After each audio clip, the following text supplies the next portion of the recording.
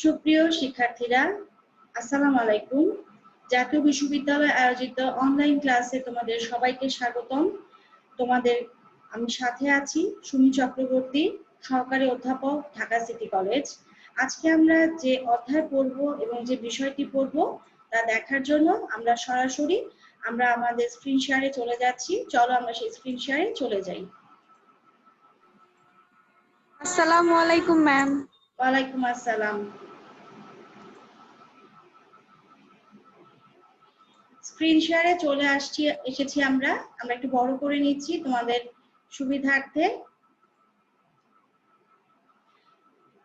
আমরা পেয়ে গেছি। আজকে আমাদের কোর্সের নাম হচ্ছে কৃষি এবং গ্রামীণ অর্থনীতি। আজকে আমরা ষষ্ঠ লেকচারে আছি। আমাদের লেকচারের শিরোনাম হচ্ছে কৃষির আর্থিকায়ন। এরপর যেটা আমরা দেখব, আজকে আমাদের অধ্যায়ের গুরুত্বপূর্ণ বিষয়গুলো কি কি জানিয়ে আজকে আমরা আলোচনা করব, সেগুলো হচ্ছে concept, types, sources of agricultural credit, ধারণা, ধরন, আর যেটা আমরা বলবো কৃষি ঋণের উৎস, ইনস্টিটিউশনাল নন ইনস্টিটিউশনাল ক্রেডিট, অ্যাডভান্টেজেস, ডিসঅ্যাডভান্টেজেস। তার মানে প্রাতিষ্ঠানিক এবং অপ্রাতিষ্ঠানিক কৃষি ঋণের উৎস বা কৃষি ঋণ যেগুলো আমরা বোঝাই তার সুবিধা এবং অসুবিধা, ডিফারেন্সেস বিটুইন ইনস্টিটিউশনাল নন ইনস্টিটিউশনাল ক্রেডিট, যেটা আমরা বাংলা যদি বলতে চাই তাহলে ঋণের প্রাতিষ্ঠানিক এবং অপ্রাতিষ্ঠানিক উৎসের মধ্যে পার্থক্য, differences between agricultural credit and industrial credit, কৃষি ঋণ এবং শিল্প ঋণের মধ্যে পার্থক্য, importance, necessity of agricultural credit in Bangladesh, বাংলাদেশে কৃষি ঋণের প্রয়োজনীয়তা এবং গুরুত্ব, problems and solutions of agricultural credit distribution, কৃষি ঋণ বিতরণের সমস্যা এবং তার সমাধান, reasons for slow recovery of agricultural credit, কৃষি ঋণ আদায়ে মন্থরতার কারণ, measures to accelerate the recovery of agricultural credit, কিভাবে কৃষি ঋণ আদায় গতি ত্বরান্বিত করা যায়, concept of rural money market, গ্রামীণ অর্থবাজার সম্পর্কিত ধারণা, functions of rural money markets in the LDC, least development countries বা স্বল্পোন্নত দেশে গ্রামীণ অর্থবাজারের বৈশিষ্ট্য বা কার্যক্রম। সবার আগে আমরা যেটা দেখতে চাচ্ছি সেটি হচ্ছে এগ্রিকালচারাল ক্রেডিট বা কৃষি ঋণ। এই বিষয়টি কি আমি একটু দেখে নিই। অ্যাকর্ডিং টু উইলিয়াম জি মারি, agricultural finance is the economic study of borrowing of funding by farmers, of the organization and operation of farm lending agencies, and of society's interest in credit for agriculture. কৃষির জন্য বা কৃষি সম্পর্কিত এটি হচ্ছে অর্থনৈতিক এমন একটি বিষয় বা অধ্যয়ন যেখানে কিনা আমরা দেখবো একজন কৃষক কিভাবে তার ফান্ড গঠন করছে, বিভিন্ন অর্গানাইজেশন বা সংগঠন এবং যেটা আমরা বলছি এজেন্সি সংস্থা তাদের কার্যক্রম, এই সব কিছুই আমরা দেখবো এবং সুদ অবশ্যই জড়িত, ঋণের সাথে সুদ, কি সবকিছুই আমরা এখানে দেখবো। Agricultural credit is the amount of investment funds made available for agricultural production from resources outside the farm sector. কৃষি খামারের বহির্ভূত কোনো উৎস থেকে কৃষক যখন অর্থ সংগ্রহ করে থাকে, ফান্ড বা তহবিল গঠন করে, সেটাকে আমরা বলবো কৃষি ঋণ। তাহলে কি দেখা যাচ্ছে, বিস্তৃত অর্থে কৃষি পণ্যের উৎপাদন, সংরক্ষণ এবং বাজারজাতকরণের প্রতিটি পর্যায়ে খরচ নির্বাহের জন্য কৃষক যে পরিমাণ অর্থ বাইরের উৎস থেকে সংগ্রহ করে তাকে কৃষি ঋণ বা কৃষি আর্থিকায়ন বলে। খেয়াল করো শিক্ষার্থীরা, এখানে একটু গুরুত্বপূর্ণ বিষয় যেটা আমরা বলতে যাচ্ছি, কৃষি পণ্যের উৎপাদন, সংরক্ষণ এবং বাজারজাতকরণ প্রতিটি পর্যায়ে কৃষক কি করছেন, বাইরের উৎস থেকে যে ঋণ সংগ্রহ করছেন সেটাকে আমরা বলছি কৃষি ঋণ বা কৃষি আর্থিকায়ন। আমাদের পরবর্তী বিষয় নির্ধারণ করা হয়েছে, আমরা দেখছি স্লাইডে আছে, টাইপস অফ এগ্রিকালচারাল ক্রেডিট, কৃষি ঋণের কি ধরন। যেটা আমরা বলতে চাচ্ছি, কৃষি ঋণের ধরনকে আমরা বলতে পারবো না, দুই ভাবে তিন ভাবে ভাগ করা যায়। আর সঙ্গে দেখিনি ধরনগুলো কি কি। প্রথমে যেটা দেওয়া আছে মেয়াদের ভিত্তিতে আমরা দেখতে পাচ্ছি, এখানে যেটা বলা হয়েছে মেয়াদের ভিত্তিতে কৃষি ঋণ মূলত তিন প্রকার। একটা হচ্ছে স্বল্প মেয়াদী, যেটা হচ্ছে 6 মাস থেকে 1 বছর, মধ্যমেয়াদী যেটা হচ্ছে 1 বছর থেকে 5 বছর, আর দীর্ঘমেয়াদী যে ঋণ, যে ঋণের মেয়াদ হচ্ছে আমরা বলছি 5 বছরের অধিক। আর উদ্দেশ্যের ভিত্তিতে যদি বলি সেটা হচ্ছে উৎপাদনশীল, অনুৎপাদনশীল, ভোগজনিত। উৎপাদনশীল ঋণ যেটা আমরা বলছি সরাসরি উৎপাদনশীল কাজে ব্যবহৃত হচ্ছে, যেটা আমরা বলছি কৃষির সাথে সরাসরি জড়িত।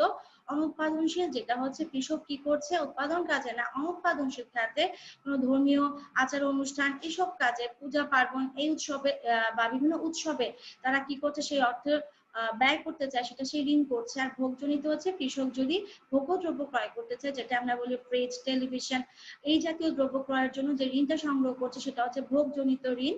আর যদি আমরা বলি ঋণের উৎসের ভিত্তিতে কিন্তু দুই প্রকার, সেটা হচ্ছে প্রাতিষ্ঠানিক ঋণ, অপ্রাতিষ্ঠানিক ঋণ। এই অধ্যায়ে আমি সেটা বিস্তারিত দেখব। জামিনের দিক থেকে কিন্তু কৃষি ঋণ আমরা দেখছি তিন প্রকার। ভূমি বন্ধকি, যেখানে কিনা ভূমি বন্ধক রেখে ঋণ নেওয়া হয়। সম্পদ বন্ধকি, এখানে সম্পদ বন্ধক রেখে ঋণ নেওয়া হয়। আর বিশ্বাসী, এটা হচ্ছে বিশ্বাসের ভিত্তিতে ঋণ দেওয়া হয়। এখন যেটা দেখবো ঋণ দানের ক্ষেত্র হিসেবে কিন্তু আবার কৃষি ঋণ আমরা দেখছি তিন প্রকার। শস্য ঋণ, যেখানে শুধুমাত্র শস্যের জন্য ঋণ দেওয়া হচ্ছে। খামার ঋণ, এখানে কি হচ্ছে গবাদি পশু, হাঁস মুরগি, তারপর মৎস্য, মৌমাছি, যেটা বলছি আমরা মধু চাষ, শুধু এগুলোর জন্য, এই খামারের জন্য যে ঋণগুলো দিচ্ছি সেটা হচ্ছে খামার ঋণ। আর কৃষির সহায়ক শিল্প ঋণও দেওয়া হয়, সেটা আমরা গত ক্লাসেই দেখেছিলাম। এরপর যেখানে আমরা যাচ্ছি সোর্সেস অফ এগ্রিকালচারাল, যে কৃষি ঋণের যে উৎস, দুটো যে উৎস সেটি আমরা যেটা দেখেছিলাম প্রাতিষ্ঠানিক এবং অপ্রাতিষ্ঠানিক কৃষি ঋণ।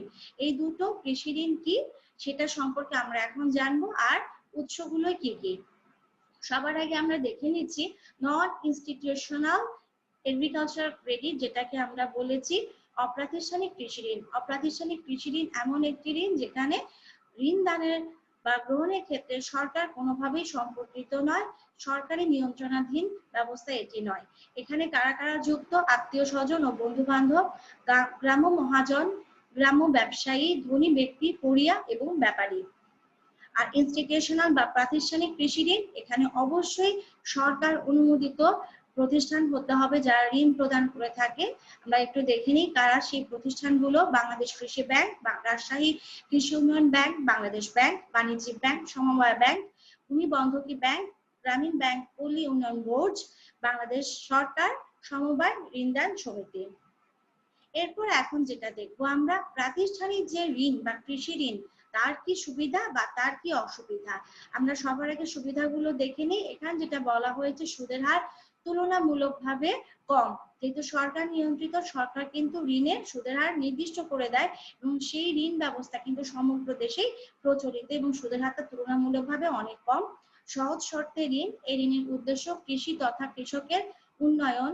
ঋণের সুদ মওকুফ, যেটা আমরা দেখছি বিভিন্ন প্রাকৃতিক দুর্যোগ বা এখন তো আমরা বড় একটা বিপর্যয়ের মধ্যে দিয়ে যাচ্ছি, করোনাকালীন সারা বিশ্ব কিন্তু করোনায় আক্রান্ত। এক্ষেত্রে যেটা বলা হয়েছে অন্যান্য খাতের মতো কিন্তু কৃষি খাত কিন্তু এই আক্রান্তের হাত থেকে দূরে নয়, অর্থনৈতিক বিপর্যয় কিন্তু রয়েছে। এখন যদি করোনার কালে যেটা হচ্ছে খাদ্যশস্য পর্যাপ্ত পরিমাণ বিক্রয় করা সম্ভব না হয়, আয় না হয়, এক্ষেত্রে কিন্তু ঋণ যেটা কৃষক নিয়েছেন সেটা কিন্তু সম্ভব না সরকারকে যথাসময়ে সুদ সমেত ফেরত দেওয়া। সরকার সেই বিষয়টি যথেষ্ট নমনীয় ভাবে এই বিষয়ে নমনীয়, এবং অনেক সময় দেখা যাচ্ছে এক্ষেত্রে ঋণের সুদ কিন্তু মওকুফ করে দেওয়া হচ্ছে, এবং এর আগেও দেখেছি যে বিভিন্ন প্রাকৃতিক দুর্যোগেও এটা করা হয়েছে। ঋণের উপযুক্ত ব্যবহার হয় এখানে, যেহেতু এখানে তদারকির বিষয়টি আছে। এখন যেটা আমরা দেখবো ডিসঅ্যাডভান্টেজ বা অসুবিধা। সবচেয়ে বড় যেটা অসুবিধা, সময়ের সাপেক্ষ, ঋণটা সময় মতো পাওয়া যায় না। যদি আজকে আমি ঋণের জন্য আবেদন করি, হয়তো তার ঘুরে ঘুরে 1 সপ্তাহ বা দেখা গেল 2 সপ্তাহ লেগে যেতে পারে, কিন্তু আমার ঋণটা দরকার তাৎক্ষণিক। উপযুক্ত জামানত এখানে অবশ্যই প্রদান করতে হয়, যা কৃষকের ক্ষেত্রে অনেক সময় সম্ভব না। আনুষঙ্গিক ব্যয় আছে, যেটা আমরা বললাম একদম গ্রামের প্রত্যন্ত অঞ্চলে একজন কৃষক তিনি কোথায় যাচ্ছেন, শহরে যাচ্ছেন, যাওয়া আসা, সেখানে খাওয়া এবং অন্যান্য যে খরচ, সেই খরচ বাবদ কিন্তু তার আনুষঙ্গিক একটা ব্যয় রয়েছে। অনুৎপাদনশীল ঋণ কিন্তু এখানে পাওয়া যাবে না, শুধুমাত্র কৃষি খাতের জন্য ঋণটা আমরা এখান থেকে পাবো। ঋণের আদায় হার কম, সরকার প্রতিষ্ঠান বা সরকার নিয়ন্ত্রণাধীন যে প্রতিষ্ঠান তারা কিন্তু জোর করে ভয়ভীতি প্রদর্শন করে কৃষকের কাছ থেকে ঋণ আদায় করতে পারবেন না। আর অশিক্ষিত কৃষক, যেটা বলা হয়েছে ঋণের আইন কানুন যেগুলো হচ্ছে সেগুলো পড়ে তারপর সেখানে ঋণের চুক্তিতে আমরা কৃষক সমাজকে স্বাক্ষর করতে হয়, যেহেতু তারা অশিক্ষিত, জটিলতাও তারা অনেক সময় বুঝতে পারে না। এরপর যেটা আমরা দেখবো নন ইনস্টিটিউশনাল ক্রেডিট বা ঋণের অপ্রাতিষ্ঠানিক উৎস বা অপ্রাতিষ্ঠানিক কৃষি ঋণগুলো কি কি, তার সুবিধা অসুবিধা। সবচেয়ে বড় সুবিধা যেটা হচ্ছে জামানতবিহীন ঋণ। এই ঋণের জন্য কোনো প্রকার জামানতের দরকার নেই। আর যেটা আমরা বললাম অব্যক্ত সুযোগ ব্যয় কম, যেহেতু আমি ঠিক আমার পার্শ্ববর্তী গ্রামে বা আমার একই গ্রামে আমরা বসবাস করছি, শুধু তার বাসা থেকে গিয়ে বা তার কাছে সরাসরি তার কাছ থেকে আমরা ঋণটা নিয়ে আসছি, এক্ষেত্রে কিন্তু কোনো অব্যক্ত সুযোগ ব্যয় নাই। তারপর যেটা আমরা দেখলাম মধ্যস্বত্বভোগীদের অনুপস্থিতি, এখানে সরাসরি ঋণদাতা ঋণ গ্রহীতার সম্পর্কে, এখানে কোনো মিডলম্যান নেই। ঋণ আদায়ের হার খুবই সন্তোষজনক, যেহেতু আমরা বলেছি সরাসরি একটা সম্পর্ক, সেই তো তদারকি বারবার বলা হয় আপনি আমাকে ঋণটা কবে দেবেন, সেটা হচ্ছে কথা, ঋণের অর্থটা কবে ফেরত দেবেন। আমলাতান্ত্রিক জটিলতার অভাব আছে এখানে। আর অপ্রচলিত খাতে সঞ্চয় মূলধন গঠন এটা সহায়ক, যেহেতু এটা অপ্রাতিষ্ঠানিক কৃষি ঋণের একটা উৎস বা যেটা আমরা যেখান থেকে নিচ্ছি সেখানে কিন্তু শুধু কৃষি খাত না, অপ্রচলিত খাতেও কিন্তু ঋণ দেওয়া হয়, সেখানে কিন্তু সঞ্চয় এবং মূলধন গঠন সহায়ক হয়। তারপর দেখো এই ঋণ কৃষক কোন উদ্দেশ্যে ব্যবহার করবে তার কোনো বাধ্যবাধকতা নাই। আমি কৃষককে বাধ্য করতে পারবো না আপনাকে কৃষি খাতে অর্থ ব্যয় করতে হবে, কৃষক তার প্রয়োজন মতো যেখানে দরকার সেখানে সেই কৃষক তার ঋণটি ব্যবহার করবেন। এখন যেটা দেখো ডিসঅ্যাডভান্টেজেস বা অসুবিধা, সবচেয়ে বড় যেটা অসুবিধা হচ্ছে এখানে সুদের হার অত্যন্ত উচ্চ। এত উচ্চ সুদের হার যেটা আমরা দেখবো প্রাতিষ্ঠানিক সুদের তুলনায় অনেক বেশি, এবং যেটা হয় এটা কিন্তু বড় যেটা বিষয় সেটা কিন্তু ব্যক্তি বিশেষে এটা ব্যক্তি থেকে ব্যক্তি এটা আলাদা হয়। কারো কাছে হয়তো 10% রাখছে, কারো কাছে রাখছে না, আবার 15%, কারো কাছে রাখছে 8%। কোনো সুনির্দিষ্ট কিন্তু সুদের হার এখানে নেই। আর এখানে কিন্তু অনুৎপাদনশীল খাতে কৃষক ব্যয় করছেন, যেটা আমরা একটু আগে দেখেছি। এখানে কিন্তু তদারকির কোনো ব্যয় নেই, যেহেতু এখানে কোনো কর্মকর্তা এখানে রাখতে হচ্ছে না। অশিক্ষিত কৃষক, যেটা আমরা সবসময় জানি কৃষক যেহেতু শিক্ষিত নয়, ঋণের ক্ষেত্রে যখন কাগজে কোনো কিছু লেখা হচ্ছে বা মৌখিক কিছু বলা হচ্ছে, কৃষককে বলা হলো, যেটা আমরা মিনা কার্টুনে দেখেছি, 800 টাকা দিলাম, কিন্তু দেখা গেল 800-র পাশে একটা শূন্য বসিয়ে দিল, হয়ে গেল 8000, বা 8-এর আগে একটা 1 বসিয়ে দিল, হয়ে গেল 1800। এইভাবে কি করছে কৃষক সমাজ প্রতিনিয়ত ঠকে যাচ্ছে, এবং যেটা বলা হয়েছে গ্রাম্য মহাজনরা তাদের শোষণ করে যাচ্ছেন, যেটা আমরা দেখছি দীর্ঘমেয়াদে কোনো সহায়ক ভূমিকা পালন করতে পারে না। এই ঋণটা মূলত স্বল্প মেয়াদী। আর এখানে যেটা হয়েছে সুদের হারটা কিন্তু বৈষম্যমূলক, যেটা একটু আগে আমরা বললাম। এখন যেটা আমরা দেখবো differences between institutional and non institutional agricultural credit. এটা হচ্ছে প্রাতিষ্ঠানিক এবং অপ্রাতিষ্ঠানিক কৃষি ঋণের মধ্যে পার্থক্য। শিক্ষার্থীরা আমাকে কি পার্থক্যটা পড়াতে হবে? আমরা যেহেতু একটু আগে দুটো বিষয় পড়েছি, আমার মনে হয় তোমরা খুব সহজেই পার্থক্যগুলো বুঝতে পেরেছো। তোমরা কি পার্থক্যগুলো সবাই বুঝতে পেরেছো বা বলতে পারবে? শিক্ষার্থী তোমাদের জিজ্ঞাসা করছে। জি ম্যাম। ঠিক আছে, অনেক ধন্যবাদ।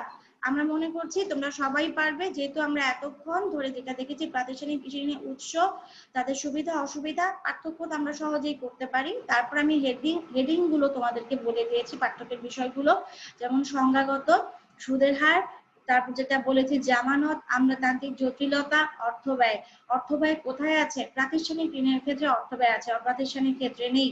তারপর আনুষ্ঠানিকতা, এটাও কিন্তু প্রাতিষ্ঠানিক ঋণের ক্ষেত্রে আছে। সংগ্রহ ব্যয়, তারপর যেটা আমরা বলেছি ঋণের যে স্বল্পতা, এটা কোথায় আছে? স্বল্প, এটা কিন্তু অপ্রাতিষ্ঠানিক কৃষি ঋণ তোমাকে ঋণের অল্প পরিমাণ ঋণ দেবে, বেশি দেবে না।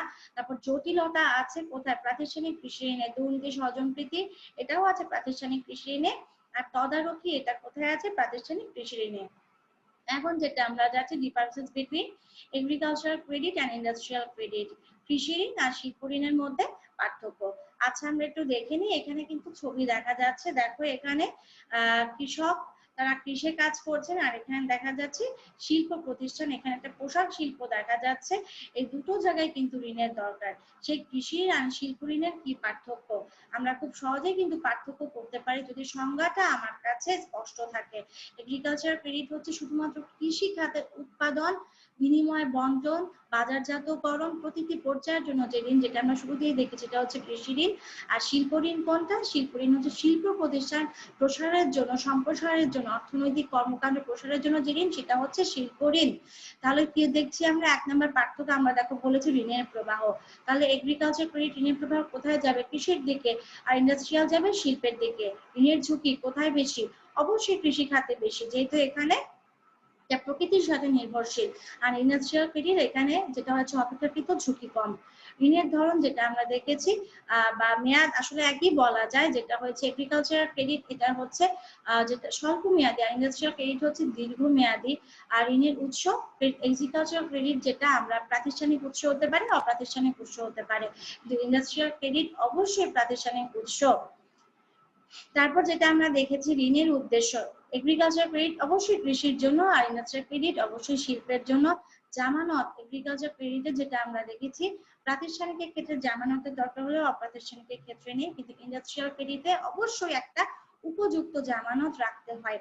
সুদের হার অবশ্যই আমি বলবো এগ্রিকালচারের তুলনায় ইন্ডাস্ট্রিয়াল সুদের হার অনেক বেশি, বিশেষ করে এগ্রিকালচারের যে প্রাতিষ্ঠানিক উচ্চ ঋণের যে সুদের হার সেখানে কিন্তু কম, অপ্রাতিষ্ঠানিক ক্ষেত্রে বেশি।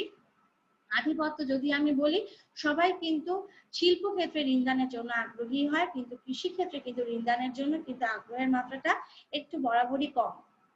এখন যেটা আমরা দেখছি, দেখো বলা আছে importance necessity of agriculture credit in Bangladesh.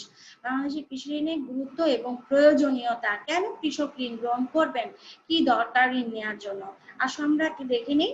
এক নম্বর যেটা আমরা এখানে দেখতে পাচ্ছি শুরুতেই আছে পৈতৃক ঋণ, যেটা আমরা সব সময় যেটা আমরা বলি একটি দেশ দরিদ্র কারণ সে দরিদ্র, সেই সূত্র ধরে আমরা বলতে পারি একজন কৃষক ঋণ গ্রহণ করেন কারণ তিনি ঋণ গ্রহণ করেছেন। বাবা ঋণ গ্রহণ করেছেন, সেই ঋণটা কে পরিশোধ করছে, তার ছেলে এখন ঋণ করেছে, তারটা কে পরিশোধ করবে, তার পরবর্তী প্রজন্ম। এইভাবে যেটা বলা হচ্ছে ঋণের অর্থ দিয়ে কিন্তু ঋণ পরিশোধ করা হচ্ছে। তারপর যেটা আমরা দেখছি স্বল্প আয়, এটাতে আমরা বুঝতেই পেরেছি যেহেতু স্বল্প আয় সেহেতু কৃষি ঋণ গ্রহণের জন্য অবশ্যই তারা মুখাপেক্ষী হয়ে থাকেন। তারপর দেখছি আমরা গবাদি পশুর অভাব, প্রাকৃতিক দুর্যোগ, অমিত ব্যয়িতা, যেটা আমরা দেখেছি কৃষক হয়তো ঋণ নিয়েছেন কি জন্য, কৃষিকাজের জন্য, কিন্তু যেটা দেখা গেল 10,000 টাকা কৃষি ঋণ নিয়ে এসে তার মধ্যে দেখা গেল 3,000 টাকাই তিনি হয়তো কি করে ফেলেছেন, তার কোনো খাদ্যদ্রব্য বা বিশাল তিনি একটা অন্য কোনো খাতে তিনি অর্থটা ব্যয় করে ফেললেন, তিনি কিন্তু উপযুক্ত ঋণের ব্যবহার করছেন না, অমিত ব্যয়িতা। তার জন্য এই যে 3,000 টাকা তিনি খরচ করে ফেলেন, এটা কিন্তু আবার তাকে আরেকটা উৎস থেকে ঋণ হিসেবে নিতে হবে। তারপর যেটা আমরা দেখছি জমির উন্নয়নের জন্য ঋণ দরকার, উৎপাদন ব্যয় নির্বাহের জন্য। তারপর আমরা দেখছি অত্যাধিক জনসংখ্যা, কৃষকের দূরদৃষ্টির অভাব, কৃষক সমাজের কিন্তু দূরদৃষ্টির অভাব রয়েছে। আমরা যেটা দেখলাম যখন আমরা কৃষি উৎপাদন করি, আমরা মূলত পরপর বিগত কয়েক বছরে যেটা বিশ্লেষণ করা দরকার, যেটা আমরা উন্নত দেশের ক্ষেত্রে দেখি, যেটা দেখা যায় সেই প্রাপ্ত ডেটার ভিত্তিতে কৃষকগণ মূলত সিদ্ধান্ত নেন কোন ফসল এবার তিনি চাষ করবেন। কিন্তু বাংলাদেশের ক্ষেত্রে যেটা দেখা যায় গতানুগতিক ভাবে তিনি প্রতি বছর যা চাষ করছেন তাই চাষ করে যাচ্ছেন। এখন মার্কেটে সেই দ্রব্যটার চাহিদা নাও থাকতে পারে, আবার এমন হতে পারে বাজারে সেই দ্রব্যের যোগানটা প্রয়োজনের তুলনায় বেশি, তাহলে কৃষক তো ফসলের ন্যায্য মূল্য পাবেন না, তখন কি হবে, ফসলও বিক্রি হবে না, যেটা হবে তাকে আবার কৃষি ঋণ করতে হবে তার পরিবারের ভরণ পোষণের জন্য। আর খাজনার চাপ, এটা তো আমরা সবসময় দেখেছি বরাবরই থাকে। পরিপূরক আয়ের অভাব, কৃষিখাত যদি কোনো কারণে ক্ষতিগ্রস্ত হয়, কৃষক যে তার পেশা পরিবর্তন করে অন্য একটি পেশায় যাবেন সেটা কিন্তু সম্ভব না। তারপর আমরা যেটা দেখেছি মহাজনী একটা শোষণ আছে, পানি সেচ, গুদাম ঘর নির্মাণ, বাজারজাতকরণ, দারিদ্র বা দরিদ্রতা। এই কারণে বাংলাদেশে যেটা বলা হয় কৃষি ঋণের গুরুত্ব বা প্রয়োজনীয়তা এই বিষয়গুলো দূর করার জন্য। এখন যেটা আমরা দেখব major problems of the agriculture credit system in Bangladesh. বাংলাদেশের কৃষি ঋণ ব্যবস্থার গুরুত্বপূর্ণ সমস্যাগুলো কি কি বা ত্রুটিগুলো কি কি আমরা একটু দেখে নেই। দেখো শুরুতেই বলেছি কৃষি ঋণ নীতি প্রণয়ন এবং বাস্তবায়ন পর্যায়ে ত্রুটি। আমরা যে শুরুতেই যে কৃষি ঋণ বা নীতি বা প্রণয়ন করছি সেটা এবং সেটা বাস্তবায়ন করছি সেখানে কিন্তু একটা বড় রকমের ত্রুটি আছে। তারপর দেখো কৃষি ঋণ বিতরণ ব্যবস্থা, সেটাও কিন্তু কিনা কৃষকের প্রয়োজন মাফিক হচ্ছে না, যেটা আমরা দেখছি মূলত দেখা যাচ্ছে যারা হচ্ছে ধনী কৃষক এবং যারা হচ্ছে বেশি তৎপর, যাদের কাছে লোকবল বেশি, তারাই কিন্তু কৃষি ঋণ ব্যবস্থার ক্ষেত্রে সুবিধাটা বেশি নিয়ে থাকেন। জামানতের প্রকৃতি এবং আইনগত দুর্বলতা, এটা হচ্ছে যেটা আমরা দেখেছি ক্ষুদ্র কৃষক তার কিন্তু জামানতের তেমন শক্তিশালী জামানত নেই, যেহেতু জামানত নেই সেক্ষেত্রে কিন্তু তারা অনেক সময় কৃষি ঋণ পাচ্ছে না, এক্ষেত্রে কিন্তু একটা আইনগত দুর্বলতা আছে। তারপর যেটা দেখো কৃষি ঋণের অপ্রতুলতা এবং অদক্ষতা, যে পরিমাণ কৃষি ঋণ একজন কৃষকের দরকার, চাহিদা তুলনায় যোগানটা কিন্তু নিতান্তই স্বল্প। তারপর যেটা দেখছি আমরা কৃষি ঋণের অসম বন্টন, যেটা আমরা দেখেছি ধনী কৃষক কিন্তু আসলে দেখা যাচ্ছে ঋণটা বেশি পাচ্ছেন, যেহেতু তার জমির পরিমাণ বেশি, তার গ্রহণ প্রদত্ত জামানতের আকারও কিন্তু বেশি, বা ক্ষুদ্র কৃষকের কিন্তু সে অর্থে সেটি নেই। কৃষি ঋণের ব্যয় আছে যা কিনা একজন ক্ষুদ্র চাষীর পক্ষে মেটানো অসম্ভব। তারপর যেটা এখন আমরা দেখতে পাচ্ছি পরবর্তী স্লাইডে আছে problems and solutions of agricultural credit distribution, কৃষি ঋণ সমস্যা এবং বন্টনে কি কৃষির সমস্যা এবং সমাধান। কিসের সমাধান? এগ্রিকালচারাল ক্রেডিট ডিস্ট্রিবিউশন, কৃষি ঋণ বন্টন। তার মানে কৃষি ঋণ বন্টনের ক্ষেত্রে কি সমস্যা, তার কি সমাধান। তাহলে সমস্যাগুলো আমরা একটু আগে দেখেছি, তারপরে আমরা একটু আবার দেখছি। যেটা কৃষি ঋণের প্রদানের ক্ষেত্রে বড় সমস্যা, সুদের হারটা অত্যন্ত উচ্চ, ঋণ গ্রহণের জন্য উচ্চ ব্যয় রয়েছে, প্রাতিষ্ঠানিক ঋণের স্বল্পতা, জটিল ঋণদান পদ্ধতি, ঋণ বন্টনের দুর্নীতি, অপ্রাতিষ্ঠানিক উৎসের প্রাধান্য, তদারকির অভাব, অযথা বিলম্ব। তাহলে সমাধানগুলো কি হতে পারে? সমস্যা যদি আমরা নিশ্চিত করতে পারি সেক্ষেত্রে কিন্তু সমাধান দেওয়া আমাদের জন্য অত্যন্ত সহজ। যেহেতু আমি সমস্যা চিহ্নিত করতে পেরেছি, তাহলে সমাধানের দিকে আমরা যাচ্ছি শিক্ষার্থীরা। এখন শুরুতে যেটা আমরা বলেছি সমবায় ঋণদান সমিতি, সমবায়ের কোনো বিকল্প নেই। যদি কোনো অনুন্নত দেশ বা উন্নয়নশীল দেশ থাকে, সমবায় ঋণদান সমিতি অবশ্যই অনতিবিলম্বে গ্রহণ করা প্রয়োজন।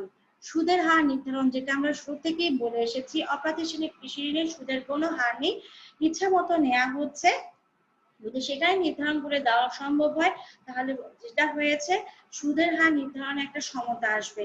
দুর্নীতি এবং স্বজনপ্রীতি রোধ, মহাজনী শোষণের বিরুদ্ধে আইন প্রণয়ন করতে হবে, জামানতের শর্ত যেটা সেটা শিথিল করতে হবে, প্রাতিষ্ঠানিক ঋণের পরিমাণ বৃদ্ধি করতে হবে, গ্রামাঞ্চলে ব্যাংকের শাখা স্থাপন করতে হবে, এনজিওদের কর্মসূচি আরো প্রসার করতে হবে, আর সর্বাগ্রে যেটা আমরা বলতে চাচ্ছি উৎপাদন বৃদ্ধি করতে হবে। যদি উৎপাদন বৃদ্ধি পায় তাহলে দেখা যাবে কৃষকের তো কৃষি ঋণ গ্রহণের প্রয়োজনীয়তা আর থাকবে না। এরপর যেটা আমরা স্লাইডে দেখতে পাচ্ছি, শিক্ষার্থীরা একটু মনোযোগ সহকারে দেখো। এখানে কিন্তু আমি একটা টেবিল উপস্থাপন করেছি যেখানে কিছু ডেটা দেখতে পাচ্ছি। আসো একটু দেখে নিই ডেটাগুলো কিসের। Agricultural credit distribution and collection, কৃষি ঋণ বন্টন এবং সংগ্রহ। তার মানে এই পর্যন্ত বাংলাদেশের কৃষি ঋণ কি পরিমাণ বিতরণ করা হয়েছে আর কি পরিমাণ কৃষি ঋণ আদায় করা হয়েছে। এখানে যেটা আমরা দেখতে পাচ্ছি monthly agricultural and credit performance by scheduled bank. Scheduled bank যেটা আমরা বলি সরকার অনুমোদিত বা বাংলাদেশ ব্যাংকের তালিকাভুক্ত যে ব্যাংকগুলো, তাদের মান্থলি মানে মাসিক কৃষি ঋণ সংক্রান্ত পারফরমেন্স বা তাদের আচার আচরণ, যে ডেটাগুলো আমরা এখানে ইউজ করেছি সব হচ্ছে কোটি টাকায়, আর সোর্স অবশ্যই বাংলাদেশ ব্যাংক। তাহলে আমরা দেখি এখানে মান্থ হিসেবে আমরা 3টা মান্থ নিয়েছি, নভেম্বর, ডিসেম্বর আর জানুয়ারি। আর যেটা খেয়াল করো এখানে আমরা প্রথম যে কলামে আমরা দেখতে পাচ্ছি, দুঃখিত দ্বিতীয় কলামে, এখানে আমি বলেছি ডিস্ট্রিবিউশন বন্টন, তারপরে আমি বলেছি রিকভারি মানে আদায়, আর এখানে যেটা আমি বলেছি outstanding at the end of the month. Outstanding মানে যে ঋণটা এখনো আদায় করা সম্ভব হয়নি।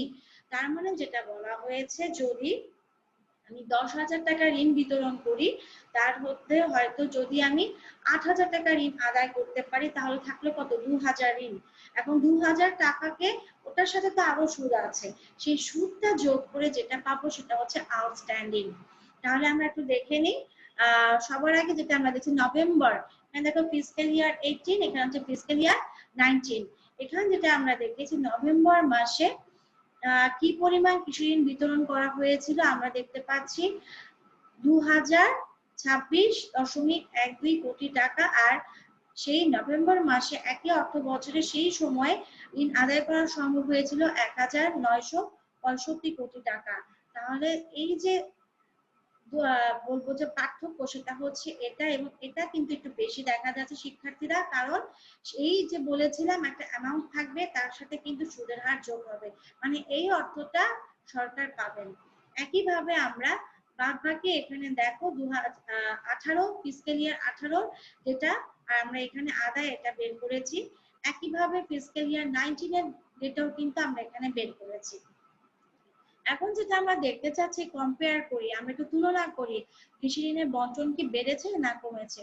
আমরা একটু দেখে নেই ফিসক্যাল ইয়ার 18-তে দেখো এখানে আমরা কৃষি ঋণ বন্টন করেছিলাম 2026.12 কোটি টাকা, আর ফিসক্যাল ইয়ার 19-এ ওই একই মাসে দেখো আমরা বন্টন করেছি 2100 বাজেটে আমরা বলছি 2123.53 কোটি টাকা।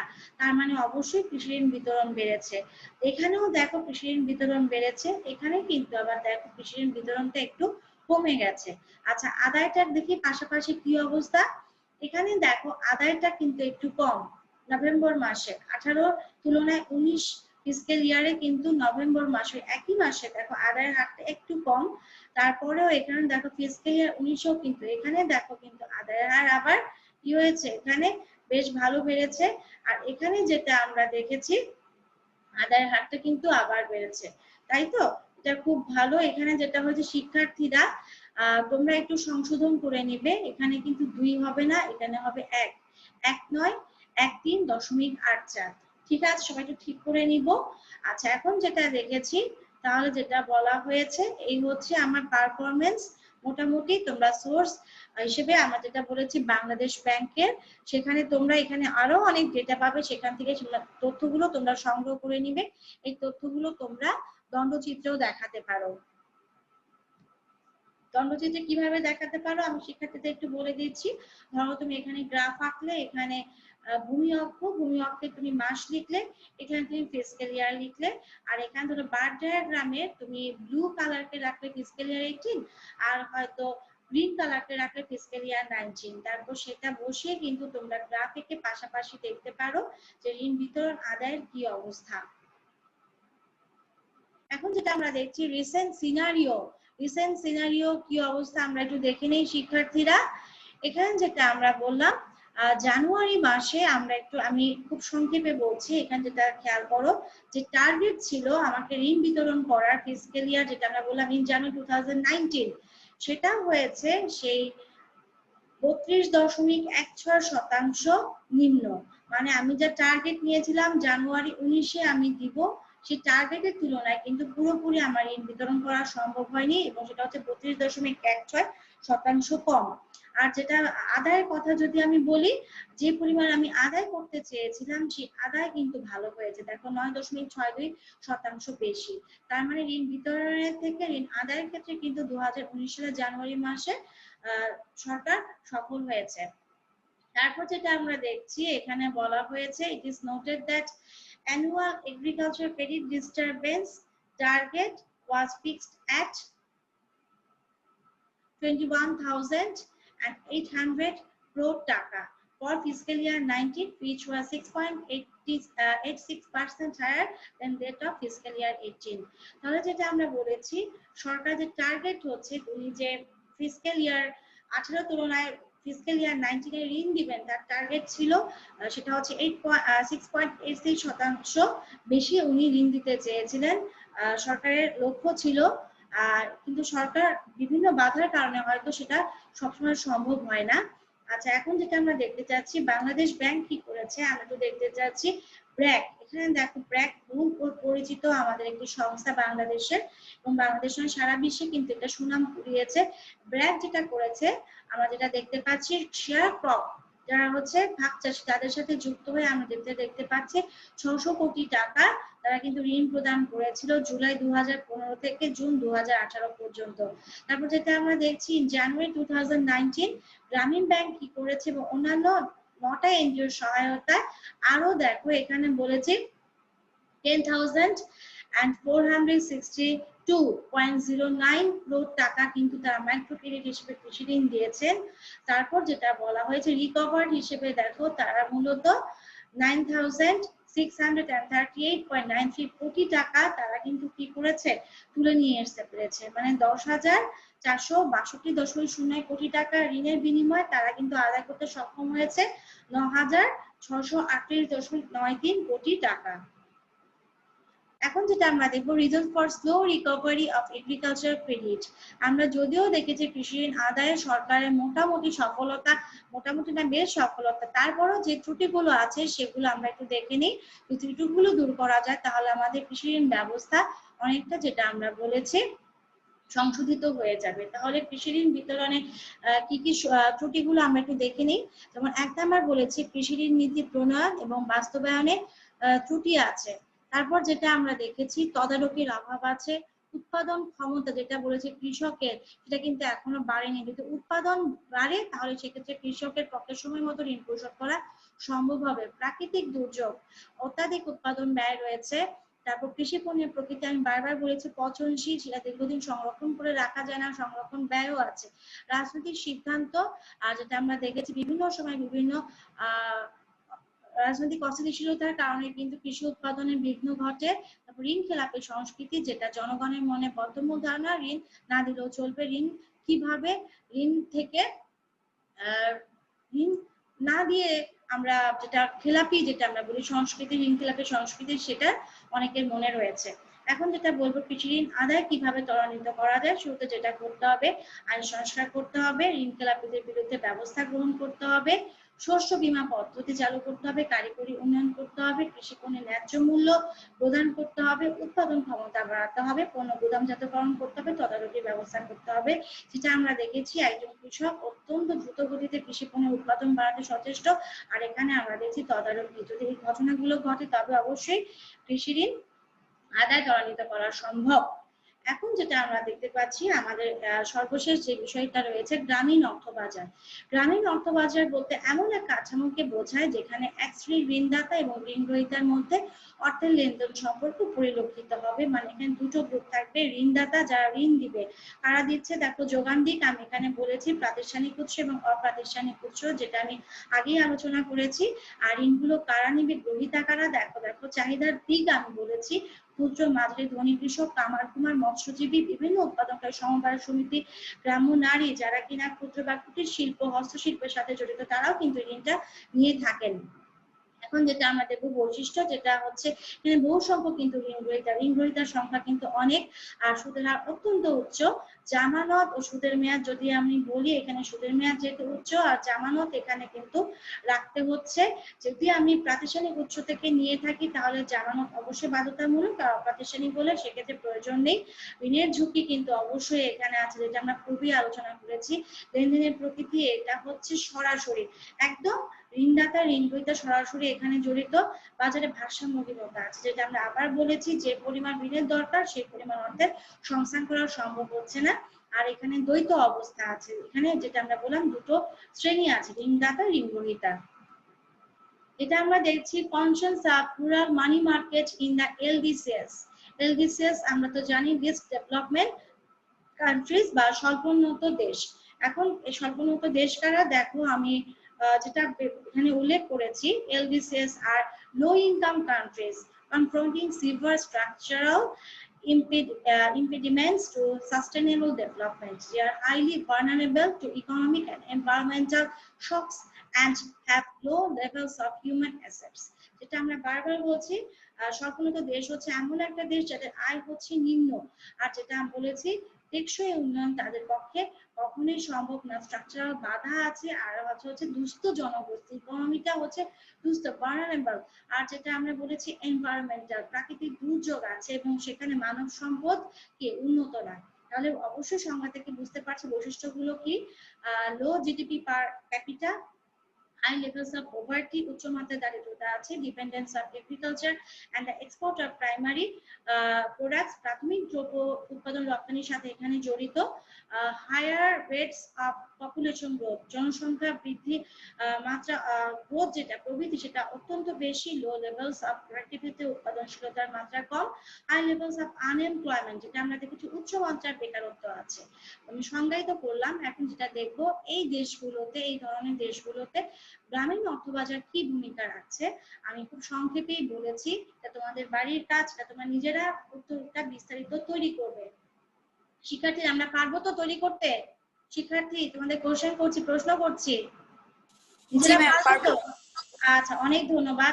পারবো। আচ্ছা ঠিক আছে শিক্ষার্থীরা, অনেক ধন্যবাদ। এখন আমি সংক্ষেপে সেই ব্যাখ্যাগুলো একটু বলে দিচ্ছি। এটা হচ্ছে গ্রামের আর্থিক উন্নয়নের সহায়তা, গ্রামের আর্থিক উন্নয়নের সহায়তা করছে। তারপর যেটা আমরা বলেছি সঞ্চয় ও মূলধন গঠনের সহায়তা করছে, যেটা হয়েছে একজন শ্রমজীবী ব্যবসাজীবী মানুষ, তিনি কি করছেন, ঋণ নিয়ে তিনি করছেন তার হস্তশিল্প গড়ে তুলছেন, সেখান থেকে তিনি কি করছেন, ভোগ করছেন না। চলতি সময় আমরা জানি ভোগ, আমরা বিরত থাকি, ভোগ থেকে কি করা হয়, সঞ্চয় হয়, সঞ্চয় থেকে কি হয়, মূলধন হয়, তাই তো, সেটা সহায়তা করে যাচ্ছে। নিয়োগ সৃষ্টির সহায়ক, এই যে বিভিন্ন উৎস থেকে ঋণ নেওয়া হচ্ছে, গ্রামীণ যে অর্থ বাজার, সেই ঋণগুলো নিয়ে কি হচ্ছে, নিয়োগ সৃষ্টি হচ্ছে, সেখান থেকে ছদ্মবেশী বেকারত্ব কিন্তু কমে যাচ্ছে। শোষণ প্রক্রিয়া আছে, এটা একটা নেতিবাচক দিক, যেহেতু এখানে একটা শ্রেণী হচ্ছে ঋণ দিচ্ছে, সেখানে সবসময় তারা কিন্তু বিভিন্ন ধরনের শর্ত আরোপ করে বেড়াচ্ছে, আর আর্থিকায়ন বাড়াতে সহায়তা। এই হচ্ছে আমার আজকে বিস্তারিত আলোচনা। আমি একটু তোমাদের একটু রেফারেন্সটা দেখাচ্ছি, আজকে আমরা কোন বই এবং কোন সাময়িকী বা জার্নাল বা কোন লেখা আমরা এখানে নিয়েছি, এটা পরিচিত, তোমাদের ন্যাশনাল সিলেবাসে আছে। আর এটা দেখো, monthly report on agriculture and rural financing January 2019, research department Bangladesh bank. তোমরা বাংলাদেশ ব্যাংকের রিসার্চ ডিপার্টমেন্ট তোমাদের সার্চ করো অনলাইনে, সেখানে কিন্তু প্রতি মাসে তাদের একটা রিপোর্ট তোমরা পাবে। এখানে তোমার যে সেক্টরের ডেটা দরকার সেটা তোমরা সার্চ করে তোমরা পেয়ে যাবে। এছাড়া সরকার কৃষি সম্পর্কিত বিভিন্ন মন্ত্রণালয় আছে, সেখানে অনেক, সেই ওয়েবসাইটে গিয়েও তোমরা অসংখ্য ডেটা পাবে, সেখান থেকে তোমরা অবশ্যই ডেটাগুলো সংগ্রহ করবে। এখন যেহেতু ক্লাসের খুব অল্প সময় আছে শেষ হওয়ার, আমি একটু এক ঝলকে আজকে কি কি পড়াচ্ছি তোমাদের সাথে আবার একটু সেগুলো আলোচনা করে নিচ্ছি। আমরা শুরুতে পড়েছি কৃষি ঋণ কাকে বলে, তারপর বলেছি কৃষি ঋণের ধরন, তারপর দেখো আমরা বলেছি কৃষি ঋণের দুটো উৎস, প্রাতিষ্ঠানিক অপ্রাতিষ্ঠানিক। তারপরে আমরা যেটা দেখেছি, প্রাতিষ্ঠানিক কৃষি ঋণের সুবিধা অসুবিধা, অপ্রাতিষ্ঠানিক কৃষি ঋণের সুবিধা অসুবিধা। এর প্রসঙ্গে একটা বিষয় আমি তোমাদের আজকে ক্লাসে এখন মেনশন করছি, অনেক সময় এই ধরনের প্রশ্ন আসে, মনেও আসে, যেটা বলা হয়েছে অপ্রাতিষ্ঠানিক কৃষি ঋণের কিন্তু সুদের হার বেশি, তারপরেও কিন্তু কৃষক সমাজ অপ্রাতিষ্ঠানিক কৃষি ঋণ থেকে কিন্তু ঋণ নিতে বেশি আগ্রহ পোষণ করে। এটা কেন? এই অপ্রাতিষ্ঠানিক কৃষি ঋণের যে সুবিধা, সেই সুবিধাগুলোর জন্যই। এটা শিক্ষার্থীরা খুব ভালো করে মাথায় রাখবে। তারপর যেটা আমরা দেখেছি, কৃষি ঋণ এবং শিল্প ঋণের মধ্যে পার্থক্য, প্রাতিষ্ঠানিক অপ্রাতিষ্ঠানিক কৃষি ঋণের মধ্যে পার্থক্য, বাংলাদেশে কৃষি ঋণের গুরুত্ব বা প্রয়োজনীয়তা, বা একজন কৃষক কেন কৃষি ঋণ নেবেন, কৃষি ঋণ ব্যবস্থার ত্রুটি, কৃষি ঋণ বন্টনের ক্ষেত্রে কি কি সমস্যা, তার সমাধান দেওয়ার চেষ্টা করেছি আমরা। এখানে আমরা বাংলাদেশ ব্যাংক থেকে যে প্রাপ্ত ডেটা সেটা আমরা উপস্থাপন করেছি, এবং সেখান থেকে কিছু বক্তব্য এখানে উপস্থাপন করেছি। আর তারপর যেটা আমরা দেখেছি, কৃষি ঋণ বন্টনে বা আদায়ের ক্ষেত্রে কেন এখনো ধীর গতিতে, সেই ধীর গতিটা থেকে কিভাবে আমরা বের হয়ে আসতে পারি, গ্রামীণ অর্থবাজার তার বৈশিষ্ট্য, আর দেখেছি গ্রামীণ অর্থবাজারের কার্যক্রম।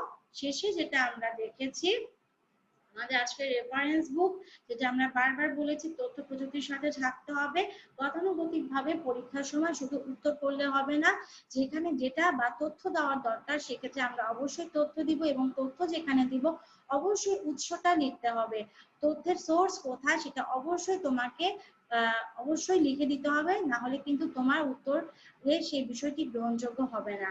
এখন এই পর্যায়ে আমরা প্রায় শেষের দিকে। শিক্ষার্থীরা, তোমাদের কি আজকে ক্লাসের পড়া সবাই পুরোপুরি বুঝতে পেরেছো? জি ম্যাম, বুঝতে পেরেছি। আছে? তোমাদের কি কোনো প্রশ্ন আছে? না ম্যাম। আছে? প্রশ্ন নেই, কারো কোনো প্রশ্ন নেই, সবাই খুব ভালো করে বুঝতে পেরেছি। আচ্ছা, ক্লাসে থাকার জন্য অনেক ধন্যবাদ, বুঝতে পারার জন্য। সেই সাথে যেটা আমরা বলেছি, আমরা যতগুলো আলোচনা এই পর্যন্ত করলাম আজকে এবং তার পূর্ববর্তী ক্লাসগুলোতে, তোমাদের যেটা বারবার বলা হয়েছে, তোমরা জাতীয় বিশ্ববিদ্যালয়ের প্রশ্ন, বিগত বছরের প্রশ্নগুলো আমরা ক্লাসে তো বলে দিচ্ছি, এই বিষয়গুলো আমরা পড়বো, তোমরা সেই প্রশ্নগুলো একটু ভালো করে সমাধানের চেষ্টা করবে। তোমাদের যদি কোনো প্রশ্ন থাকে সেটা আমাকে চ্যাট বক্সে ক্লাস চলাকালীন সময় কিন্তু করতে হবে। আর তোমাদের কাছে যেটা আমার কথা, প্রতিদিনের পরে আমরা প্রতিদিন সমাধানের চেষ্টা করব, এবং যে বাড়ি কাজগুলো তোমাদেরকে দিচ্ছি সেগুলো তোমরা সুন্দর করে সমাধান করবে, এবং অবশ্যই যেটা আমরা বলছি ডেটা অনলাইন বা পত্রিকার মাধ্যমে যে কোনো সোর্স থেকে আমরা ডেটা নেই না কেন, সেক্ষেত্রে তথ্যের অবশ্যই উৎস লিখতে হবে। এক্ষেত্রে শিক্ষার্থীরা, আমার হাতে 1 মিনিটেরও কম সময় আছে, তাহলে আজকের মতো আমরা আমাদের ক্লাস শেষ করতে চাচ্ছি। সবাইকে ধন্যবাদ জানাচ্ছি, পরবর্তী ক্লাসের জন্য সবাইকে আমন্ত্রণ জানাচ্ছি। ভালো থেকো শিক্ষার্থীরা। আমরা আজকে ক্লাস আসসালামু আলাইকুম। ওয়ালাইকুম আসসালাম। আজকের মতো আমরা আমাদের ক্লাসটি শেষ করছি। পরবর্তী ক্লাসের জন্য সবাইকে আমন্ত্রণ জানাচ্ছি, সেই সাথে বলেছি স্বাস্থ্যবিধি মেনে চলার জন্য। অসংখ্য ধন্যবাদ।